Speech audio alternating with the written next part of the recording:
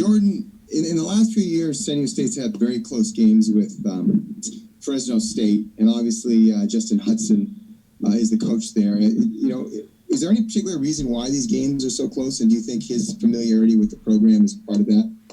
Yeah, I think his teams always play extremely hard, and they play really good defense, and when you do that, you always have a great chance to win. So we know what it's going to be, and we expect a good game.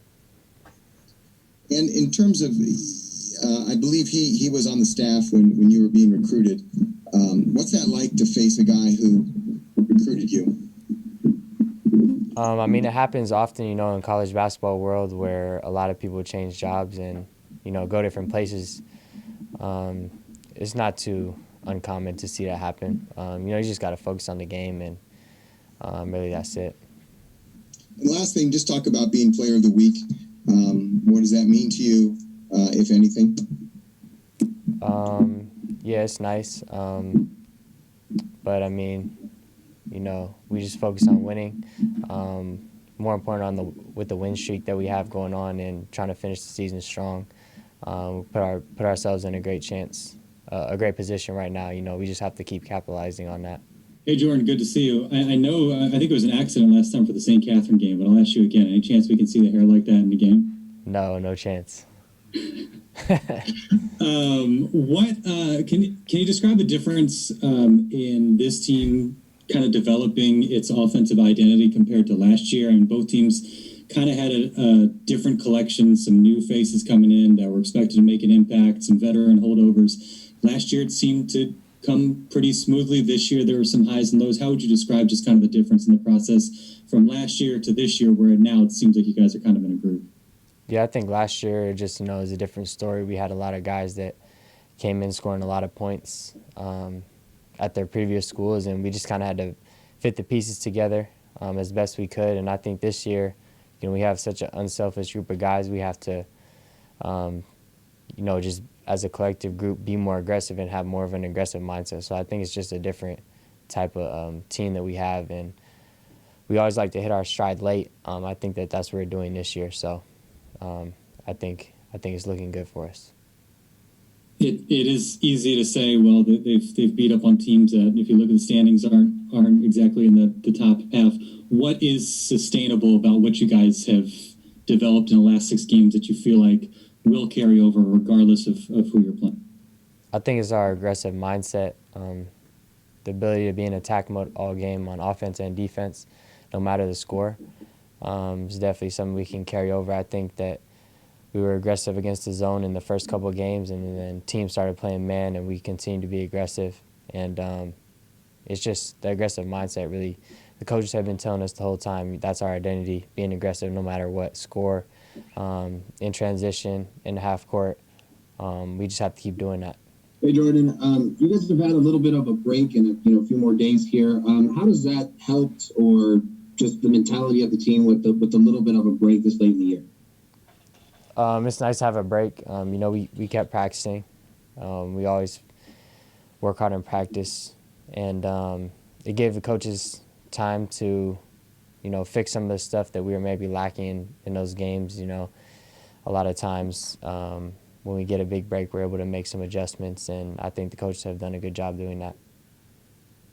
And then with, Coach Bryson from Fresno State being part of kind of that San Diego State coaching tree, do you see similarities between Fresno State and your team?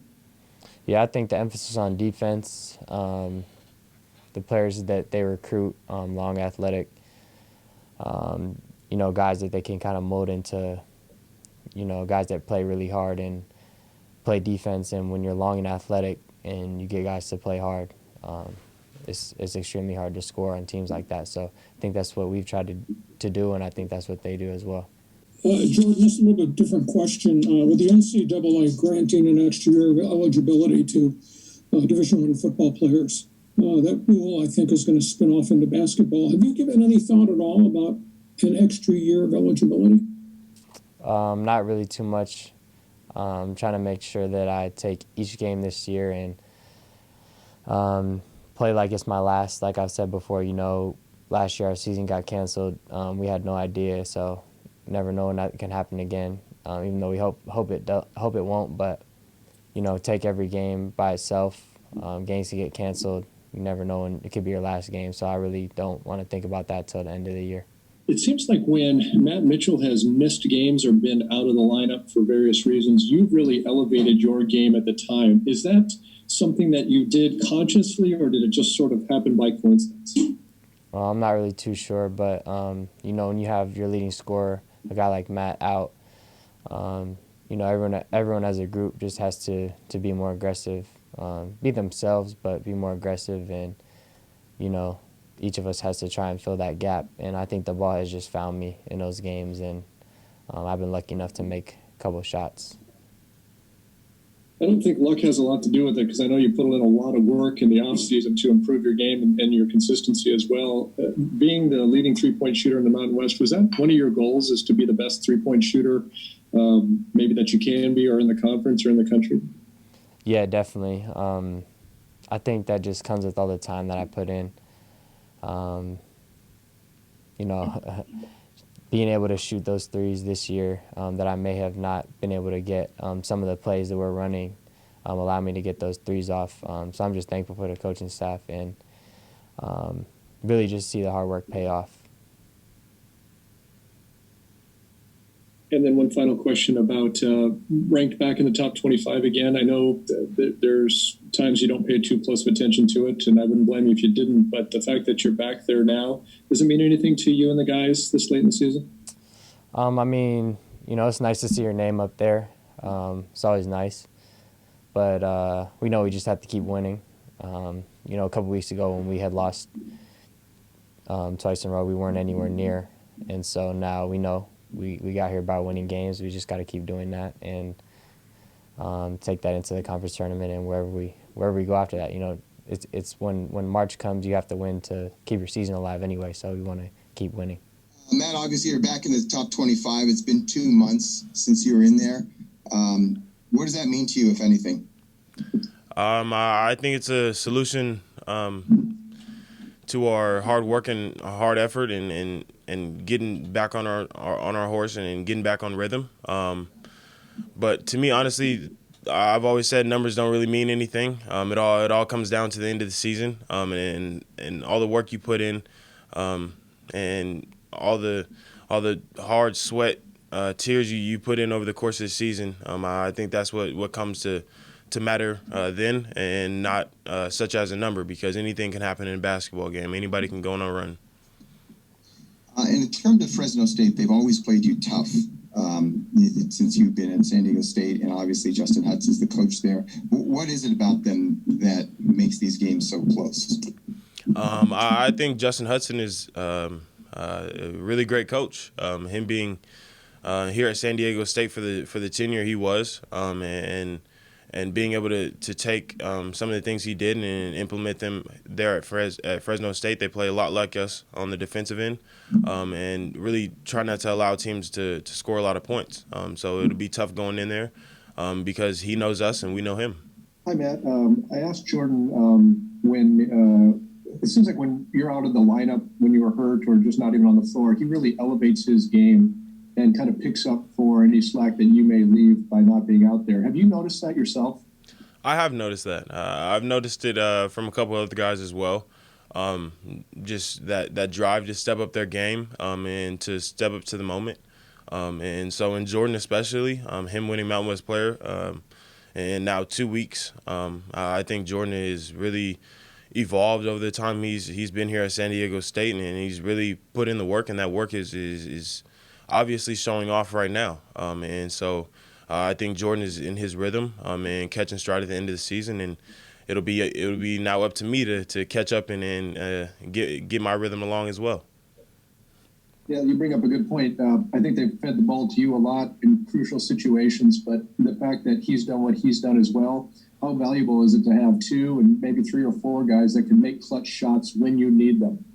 I think it's very valuable, especially getting down to the end of the season. Team is being able to watch film, and maybe teams not having as many games due to restrictions, but teams still being able to watch film and know what teams want to do I think it serves us well to have not only myself but Jordan as well, and a lot of other guys on this team like Terrell Gomez, Trey Pulliam, Nathan Mensah, Keyshawn Johnson, all these guys that can pour it in the basket. So I definitely think that's good as we wind down to the end of the season here and try and get some buckets outside the offense. Hi, Matt. I know you have separate injuries, one for each leg. How would you say those are progressing? And are those things you're just going to have to deal with in the coming months, or will either get back to 100%? Well, the knee is 100%. Today will be my first practice without the knee brace, and so that's a good thing. And then I'm happy to finally be out of that and be able to step on the court without a brace and not feeling like RoboCop.